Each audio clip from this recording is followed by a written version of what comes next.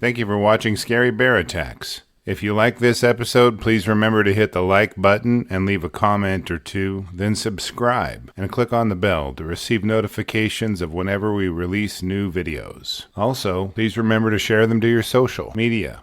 Welcome back to Scary Bear Attacks. Today's episode takes us to Brevoort Island, off of Baffin Island, in the Nunavut Territory in northeastern Canada.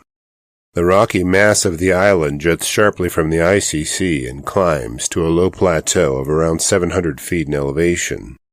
The land has been carved by eons of glacial activity and bears the scars as proof. Channels as straight as any machine could make are visible on satellite maps. This has been the home for what the National Geographic indicates is a species that is 600,000 years old. Scientists have dated the oldest known polar bear fossils to 110,000 to 130,000 years ago. As the only large land predator, they've balanced in an ecosystem wholly dependent on seafaring mammals. As the sea cools and freezes, it causes the saline concentration to increase in unfrozen water, which drives water currents from north to south, delivering nutrients as it does so. The circulation of these nutrients cause blooms in blue-green algae and other plankton, upon which whales and ocean fish feed. Seals and fish-eating whales consume the fish and return to the Arctic, where they're hunted by polar bears. The ecology of the Arctic is extremely complex, even though there are few species there. Brevoort Island is home to a very important part of the human ecosystem as well. The United States and Canadian governments have cooperated to construct and operate a system of 47 radar sites dotting the Arctic fringes of Canada. These systems are run by the North American Aerospace Defense Command and act as an early warning system for any planes, jets, or missiles approaching North America from an Arctic trajectory. The radar sites are operated by private corporations, which have been reorganized in 2021 under Inuit-controlled corporations. In Nunavut, polar bears and First Nations people have had a tenuous relationship lately. The First Nations have had their hands tied as to how many polar bears they can harvest in their area by the Canadian government, despite having the bears violate this one-sided contract. Residents at the Rankin Inlet have been observing a polar bear near the Diane River. It appeared on the edge of town and walked toward an area called Tent City before diving into the water and disappearing. Later on that same day, it returned and put villagers on edge with its refusal to move on and leave them alone. This may not seem out of the ordinary to us outsiders, but villagers had a good reason to be concerned.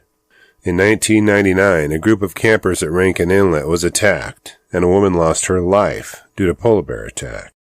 Given First Nations villagers are only allowed up to 12 polar bears as their cull maximum in their area each year, killing this bear would use up one of those precious tags. In an episode featured on this channel, a 24-year-old woman named Summer Myomick and her son were killed by a polar bear in Wells, Alaska in 2023 during a blizzard.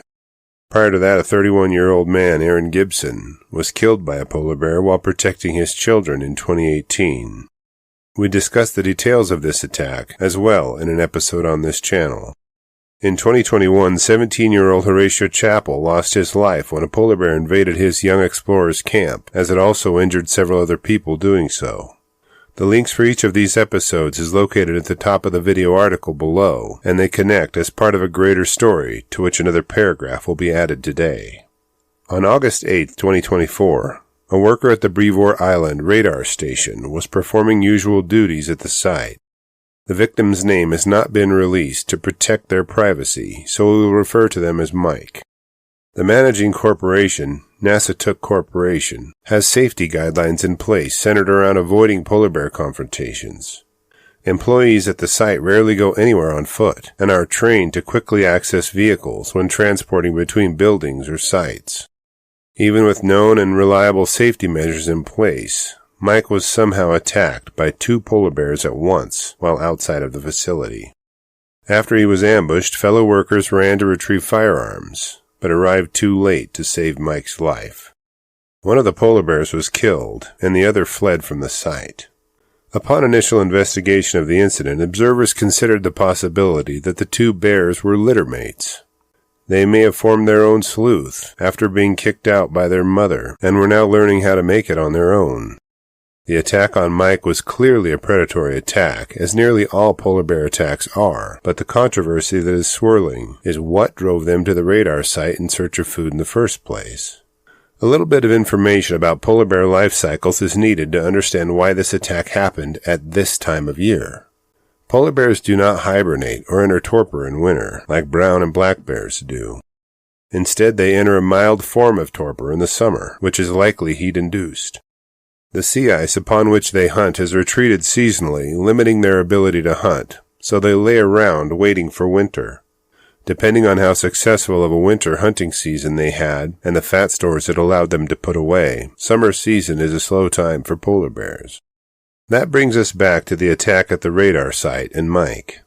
The two polar bears should have been waiting for winter, but for some reason they were active and looking for food. I reviewed over 60 articles while researching this episode, and to my frustration they were almost all identical, but somehow had different author names for their attribution. Most of them concluded that climate change was driving polar bear attacks, including the ones featured on our prior episodes, indicating that a reduced ice pack limited polar bear hunting, causing their starvation and predation upon people.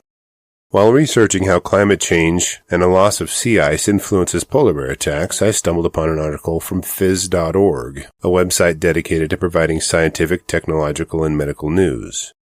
In this article, the viability of the Northwest Passage, being a trade route, was discussed. It was reported that thick ice flows from 2007 to 2021 limited Arctic shipping lanes to only a few weeks of access each season. This report seems to contradict the loss of sea ice due to climate change theory, and the conflicting scientific claims leave many people confused. In a broad study of polar bear attacks reported between 1870 and 2014, 73 confirmed attacks occurred on U.S., Canadian, Russian, Norwegian, and Danish territories. 20 human deaths resulted from these attacks. Canada hosts an estimated 17,000 polar bears, and the global population stands at about 26,000. Female polar bears have a 3-month gestation period, which runs through early winter. Her cubs are born blind and toothless, requiring her to devote all of her attention and energy to them until they can venture out onto the ice with her. Speaking of cubs, our Cub Tier membership on Patreon, linked below, will give you ad-free early access to our episodes, and the $3 per month goes a long way in helping me to continue to produce educational and entertaining content like this. While brainstorming for solutions, which may be used to prevent polar bear attacks, I came up with a possibility. If the Arctic governments killed whales and placed their carcasses far away from human civilizations during times of stress on the bears, would this help stabilize attack frequencies and aid polar bear survival? Would this intervention in natural processes negatively affect polar bear populations more than help them? If evolution has honed polar bears for Arctic survival, should we interfere with its course, even if it means they go extinct? I will gladly read and reply to your thoughts, so please post them in the comments section below, and let's talk about it. Thank you for watching Scary Bear Attacks. If you've enjoyed this episode, please consider clicking on the like button and clicking on the bell icon. We'll help you know when we post our new episodes. Posting our video links to your social media profiles furthers awareness, and it's fun. We slashed our prices in our merch store, linked below, so check out the bargains there while you shop. As a member of our human community, remember to adventure bravely and be careful out there, especially in bear country.